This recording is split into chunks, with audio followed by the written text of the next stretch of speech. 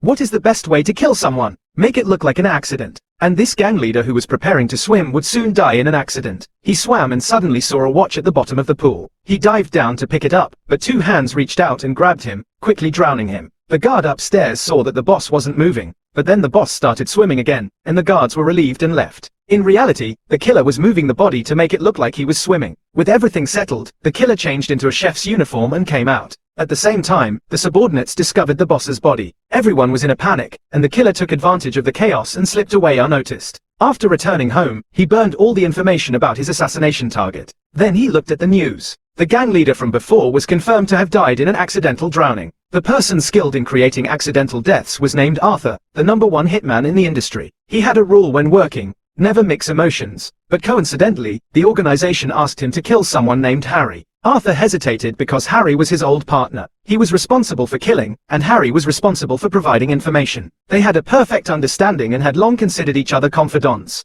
Arthur immediately found his superior and asked if he had made a mistake. The superior said that not long ago, he had sent 5 agents on a mission, but all 5 had died tragically. He suspected there was a mole in the organization, and when he investigated Harry's recent bill records, there was a deposit of $200,000. This showed that Harry had betrayed the organization and had to die. Arthur thought for a long time and finally called Harry that night, telling him to run. Arthur directed Harry, telling him to bring a pair of scissors and a gun. First, cut off the power on his floor, then take the backup elevator downstairs, and finally escape through the stairs. Following the instructions, Harry arrived at the parking lot, but suddenly he saw that his car had been vandalized and immediately realized he had been tricked. Arthur had no intention of letting him go. He directed him to leave to avoid surveillance, vandalized the car, and then killed Harry to frame it as a carjacking. With things as they were, Harry didn't resist. He handed his gun to Arthur and was shot dead. Soon after, Harry's death was learned by his son, Steve. He was originally a slacker who spent his days doing nothing but drinking and messing around. But after hearing that his father had been shot, he was extremely grief-stricken. His first move was to find Arthur and ask him to teach him to become a killer.